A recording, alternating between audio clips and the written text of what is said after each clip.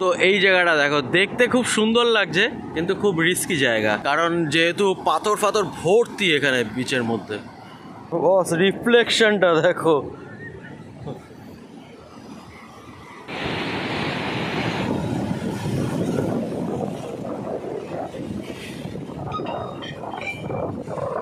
তো তোমরা যদি সাউথ গোয়ার দিকে যাও তাহলে আমি সাজেস্ট করব যে কাবো দা রামা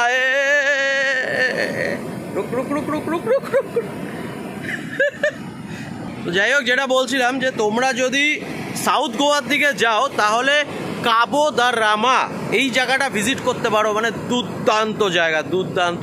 আমি গেছিলাম, কস্টলি অবশ্য, মানে যে রিসর্টটা রয়েছে মানে পাহাড় কেটে কেটে ওটাকে বানানো, একদম মানে ওপর থেকে নিচে তোমরা সমুদ্র দেখতে পারবে। তো এই জায়গাটা একবার ভিজিট করে এসো, মানে থাকো কি না থাকো কিন্তু দেখতে খুব ভালো লাগবে।